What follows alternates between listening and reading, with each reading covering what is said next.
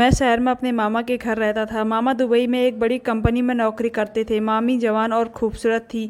मैं और मामी घर में अकेले रहते थे। एक दिन जब मैं कॉलेज से वापस आया तो मामी के कमरे का दरवाज़ा खुला था। जैसे ही मैंने अंदर झांका तो मेरी रूह कांप गई, क्योंकि मामी तो कभी कभी इंसान को अपनी आंखों पर यकीन करना मुश्किल हो जाता है, और वह लम्हा मेरे लिए भी ऐसा ही था। जो कुछ मैं देख रहा था उस पर यकीन करना मेरे लिए नामुमकिन था। मैं कैसे मान लेता कि मेरे मामा की बीवी उनके पीछे ऐसा भी कर सकती है। मैं दरवाजे पर खड़ा था और मुझे लग रहा था कि मेरे कदमों तले ज़मीन निकल गई है। मेरी मामी को तो इस बात की भनक भी नहीं पड़ी थी कि मैं बेवक्त घर लौट आया हूँ। कॉलेज में अचानक से मेरी तबीयत ख़राब हो जाने की वजह से मैं 11 बजे वापस आ गया था, मगर मुझे बिल्कुल भी अंदाज़ा नहीं था कि घर आकर यह मंजर देखने को मिलेगा। मेरी वह मामी जिस पर मुझे नाज था, मेरी ख्वाहिश थी कि मेरी बीवी भी मेरी मामी जैसी हो, बस सब भ्रम पल भर में मिट्टी हो गया। मैं दबे कदमों से वापस लौट गया था। मैं नहीं चाहता था कि मामी को मेरी मौजूदगी का एहसास हो और हम दोनों के दरमियान जो पर्दा है वह ख़त्म हो जाए, वरना शायद हम दोनों कभी एक दूसरे से नज़र मिलाने के काबिल ना रहते। मैं घर से निकल बेमकसद रोड पर चला गया था और मेरी आंखों के सामने बस एक ही मंजर चल रहा था, मामी के कमरे का। मेरी मामी जिस हालत में कमरे में मौजूद थी उसे बयां करते हुए मैं शर्म से ज़मीन में गड़ जाऊंगा। कोई भी इज्जतदार आदमी इस बात को कभी बर्दाश्त नहीं कर सकता कि उसके घर या ख़ानदान की कोई औरत इस तरह ख़ानदान की इज्जत को मिट्टी तले मिला रही हो। मुझे मामी के साथ रहते 6 महीने होने वाले थे, लेकिन उस 6 महीने में मुझे एक बार भी इस बात का एहसास नहीं हुआ था कि मेरी मामी के दिल में क्या चल रहा था। इतनी नेक और सीधी सादी नज़र आने वाली मेरी मामी ने तो आज सारी हदें पार कर दी। यह जानकर आपके भी रोंगटे खड़े हो जाएंगे कि मेरी मामी अपने पति के गैर मौजूदगी में उसके ही घर में क्या कर रही थी। मेरा नाम रमेश है, मेरा ताल्लुक़ पंजाब के गांव से, और मेरी ज़िंदगी में वह वक्त आया जब मुझे पढ़ाई करने के लिए शहर जाना पड़ा।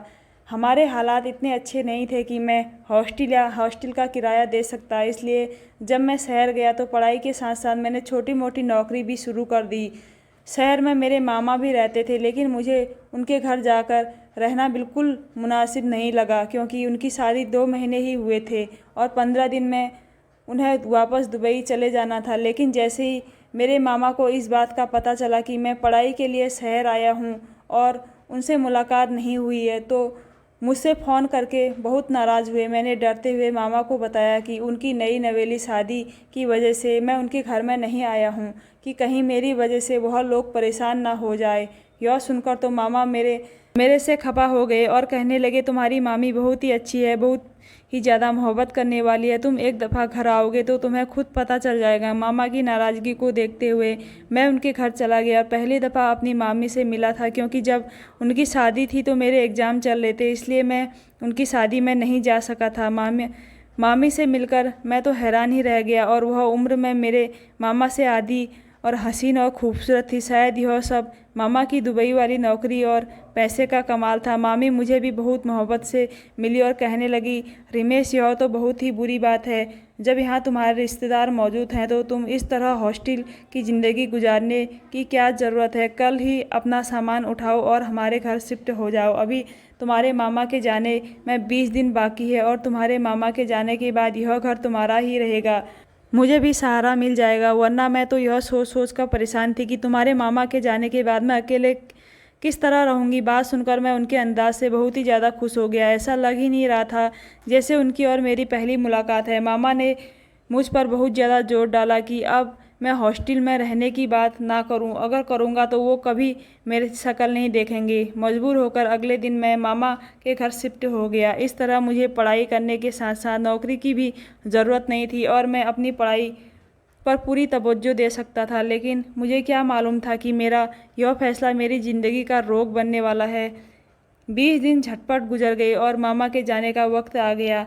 मामा एयरपोर्ट पर मेरे गले लगे और कहने लगे कि मैं अपनी बीवी को तुम्हारे हवाले करके जा रहा हूँ, तुम इसका ध्यान रखना और अपनी पढ़ाई भी अच्छे से पूरी करना। मामा से वादा कर लिया कि मैं मामी को किसी तरह की कोई तकलीफ़ नहीं होने दूंगा और घर का और मामी का बहुत अच्छे से ख्याल रखूँगा। मामी भी मेरे साथ एयरपोर्ट पर ही मौजूद थी। मामा को छोड़कर हम दोनों घर आए तो मामी बहुत उदास नज़र आ रही थी। काफ़ी देर तक वह अपने कमरे में रही और रात हुई तो जब कमरे से बाहर निकली तो मुझसे बात करने लगी और कहने लगी कि उन्हें मेरे खाने पीने का ख्याल ही नहीं आया। पति की जुदाई ने उन्हें बहुत दुख पहुंचाया है। मैं मुस्कुराकर कहा, मामी कोई बात नहीं, मैं जानता हूं कि आप बहुत ज़्यादा दुखी हैं। मेरी बात सुनकर मामी कहने लगी कि मेरा नाम नब्या है, तुम मुझे नब्या कहकर पुकार सकते हो। मेरी और तुम्हारी उम्र बिल्कुल बराबर है, तो मुझे मामी कहते वे कुछ अच्छे नहीं लगते। मामी की बात सुनकर मैं हंस पड़ा और कहा, ठीक है, उम्र में तो तकरीबन मेरे ही बराबर थी, लेकिन मेरा इस तरह उन्हें नाम से पुकारना कुछ ठीक नहीं लग रहा था। और फिर जब तक मामा यहाँ थे मैंने कभी मामी को नाम से नहीं पुकारा था, तो मैं मामा के जाने के बाद कैसे उनके नाम से पुकार सकता था। लेकिन मामी बार बार कहती कि रमेश तुम मुझे नब्या ही कहकर पुकारा करो। मामी के बार बार कहने से मैंने उन्हें नब्या कहकर पुकारना शुरू किया। उनका रवैया मेरे साथ बहुत ही अच्छा था। वह इस तरह मेरा ख्याल रखती कि मुझे किसी चीज़ की भी कोई फिक्र ना होती।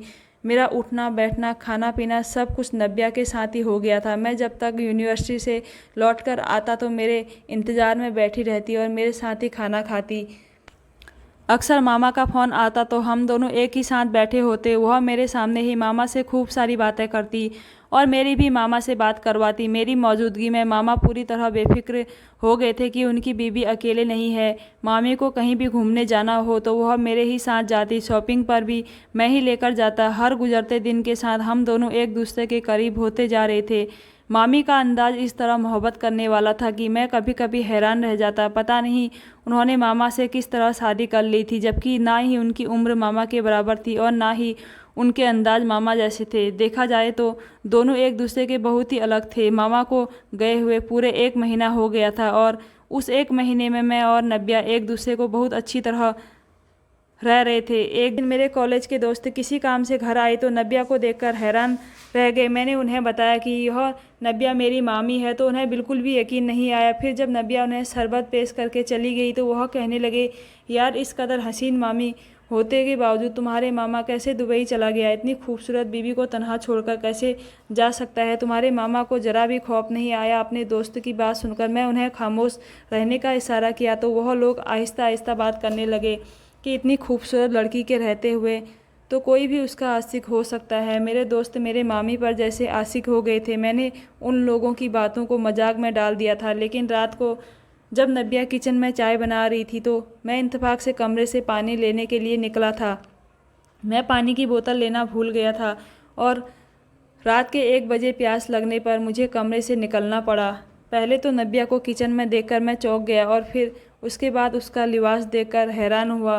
वह आधी रात में नाइटी में उसकी चांदी जैसी बाजू चमक रही थी और उसके बाल गालों पर झुक रहे थे। यह देखकर मेरा दिल बेकाबू हो रहा था। मैं भी 22 साल का एक जवान लड़का था जिसके दिल में जज्बात का एक समंदर मौजूद था। मेरी नज़र बार बार बहक रही थी। नब्या को मेरी मौजूदगी का एहसास हुआ तो उसने पलटकर मेरी तरफ देखा और मुस्कुराकर कहा, क्या बात है रमेश, अभी तक जाग रहे हो? मैंने फ़ौरन ही अपनी नज़र झुका ली। मुझ में इतनी हिम्मत नहीं थी कि मैं उनका यह क़यामत वाला रूप देख सकूं।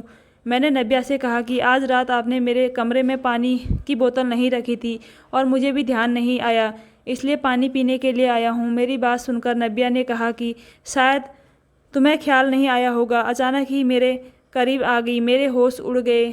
उसके पास से परफ्यूम की खुशबू आ रही थी। मुझे समझ में नहीं आया कि वह मेरे इतने करीब क्यों आ रही है।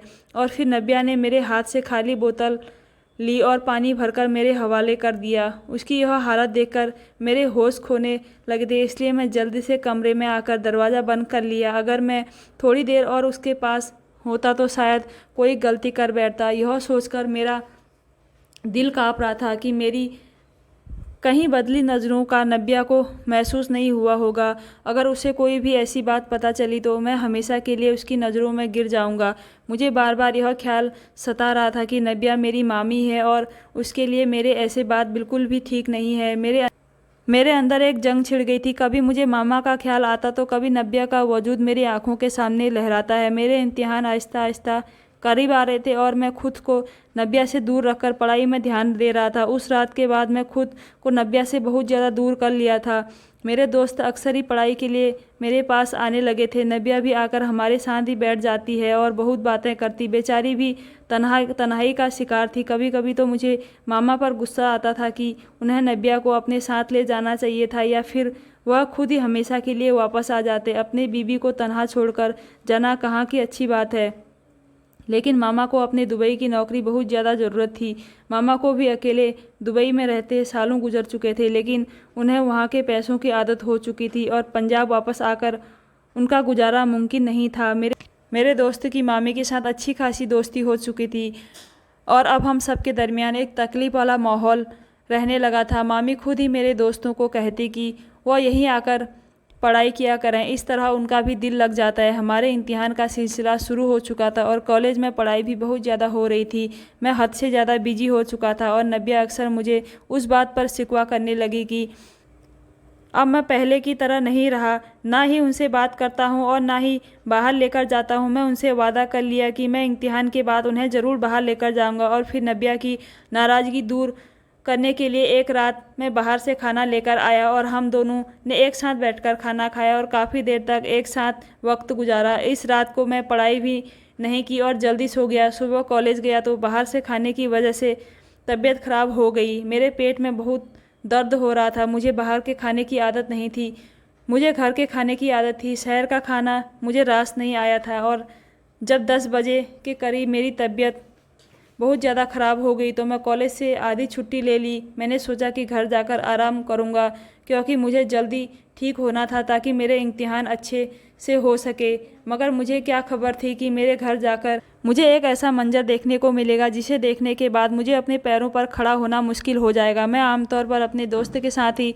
उसकी मोटरसाइकिल पर ही कॉलेज आता जाता, लेकिन आज वह छुट्टी पर था, इसलिए मुझे बसों के धक्के खाकर घर आना पड़ा। अगर वह होता तो मुझे इतनी परेशानी ना होती। मेरे पास घर की चाबी थी, इसलिए मैं खामोशी से दरवाज़ा खोलकर अंदर दाखिल हो गया क्योंकि मुताबिक इस वक्त नब्या गहरी नींद में सो रही होती है। लेकिन जैसे ही मैं नब्या के दरवाजे के पास पहुंचा तो मेरे होश उड़ गए। उसके कमरे का दरवाज़ा खुला हुआ था और जब मैं कमरे में झाँका तो मुझे लगा मेरे सर पर आसमान गिर गया है। उसे देखकर मेरा खून खौल उठा क्योंकि वह तनहा नहीं थी बल्कि उसके साथ मेरा सबसे अच्छा दोस्त मौजूद था जो कि आज छुट्टी पर था, इसलिए वह आज कॉलेज भी नहीं आया था। उस वक्त उसकी मौजूदगी ने मुझे हिला कर रख दिया और उस पर नब्या की हालत में सारी हकीकत मुझ पर आ गई थी। वह दोनों मेरे पीठ पीछे जो खेल रचा रहे थे उसके बारे में तो सोच भी नहीं सकता था। यह शहर वाले तो मेरी सोच से कहीं आगे थे। नब्या हंसते हुए मेरे दोस्त से कह रही थी कि तुम्हारा दोस्त वाकई में नामर्द लड़का है। कई दफ़ा मैंने उसे अपनी तरफ तवज्जो देने की कोशिश की है, लेकिन मेरी खूबसूरती और हुस्न तो जैसे उसके लिए कोई मायने ही नहीं रखता है। और फिर हर गुजरते दिन के साथ मुझे उस बात का यकीन हो गया कि वह नामर्द है। जैसे मैं पूरी तरह तन्हा में रहती थी, लेकिन उसने मेरी तरफ नज़र उठाकर देखा भी नहीं था। तो मेरा दोस्त हंसकर कहने लगा, कोई बात नहीं नब्या, तुम्हें मैं मिल गया हूँ तो मेरे साथ खुश रहो, मैं तुम्हें मुकम्मल करता हूँ। तो नब्या कहने लगी, वाकई में वह मामा भांजे तो सच में नामर्द हैं। एक मुझे तन्हा छोड़कर चला गया और दूसरे को मैं तन्हाई में मिली भी तो उसने मुझ पर पूरी तरह नज़रअंदाज कर दिया। मैं जवान हसीन हूँ, कब तक इस तरह तन्हाई की ज़िंदगी गुजारूँ। मेरा पति समझता है कि वह मुझे ढेर सारे पैसे भेजकर अपने साथ हमेशा के लिए बांध रख सकता है। इस बात का एहसास ही नहीं कि मेरी जवानी के तकाजे कुछ और हैं। मुझे सिर्फ उसके पैसों की ज़रूरत नहीं बल्कि उसके साथ की भी ज़रूरत है। मेरे राग रोकने के बावजूद जब वह मुझे छोड़कर चला गया, फिर मैं क्यों ना गलत रास्ता अपनाऊँ। ईसानी खुले लफ्ज़ों में अपनी औकात और हकीकत मेरे सामने रख दी थी। मैं घर के बाहर निकल आया था क्योंकि अगर आज मैं उसके सामने चला जाता तो शायद फिर कोई रिश्ता बाकी ना बचता। मैं फुटपाथ पर बैठकर सोच रहा था कि नब्या गलत है या फिर मेरे मामा, क्योंकि मेरे मामा नब्या को तन्हा छोड़कर चले गए थे और उन्हें ऐसा नहीं करना चाहिए था। लेकिन नब्या जिस तरह उनके एतवार की धज्जियाँ ख़राब कर रही थी वह भी तो ठीक नहीं था। बहुत सोच समझ कर मैंने एक फ़ैसला किया और अपने मामा को फ़ोन कर दिया और उन्हें बताया कि नब्या उनके बगैर बिल्कुल भी ठीक नहीं है। वह सारा वक्त उदास रहती है और अगर ऐसा ही रहा तो शायद तन्हाई में मर जाएगी, इसलिए मामा उसे अपने साथ बुला लें। मेरी बात सुनकर मामा कहने लगे कि मेरे लिए भी तन्हा रहना बहुत मुश्किल हो गया है, इसलिए मैं खुद ही अगले हफ्ते वापस आ रहा हूँ और मैं नब्या को सरप्राइज़ देना चाहता था, इसलिए वह बात मैंने उसे नहीं बताई। मामा की बात सुनकर मैं बेफिक्र हो गया था। मैंने दोबारा हॉस्टल में रहने की बात कर ली थी और अपना सारा सामान समेट लिया था। मेरी मामी ने मुझे मोहब्बत से इसलिए रोका था क्योंकि वह मेरा फ़ायदा उठाना चाहती थी। जब मैं उसके काम ना आया तो उन्हें मेरे दोस्त को अपना निशाना बना लिया और अपनी ख्वाहिश पूरी कर ली। मुझे यकीन था कि मामा के आने के बाद ऐसी कोई गलती हरकत नहीं करेगी। मैं नहीं चाहता था कि उसका रिश्ता ख़त्म हो जाए, क्योंकि गलती दोनों तरफ से हुई थी। इसलिए मैं सच्चाई अपने दिल में दफन कर ली और मामा के आने के बाद खामोशी से दोबारा हॉस्टल शिफ्ट हो गया। मेरा दोस्त का उस घर में आना जाना मेरी वजह से ही था, और मैं ही नहीं रहा तो उसका वहाँ कोई काम नहीं था। दोस्तों, कैसी लगी आज की स्टोरी? अगर अच्छी लगी तो मेरे चैनल को सब्सक्राइब ज़रूर कीजिएगा।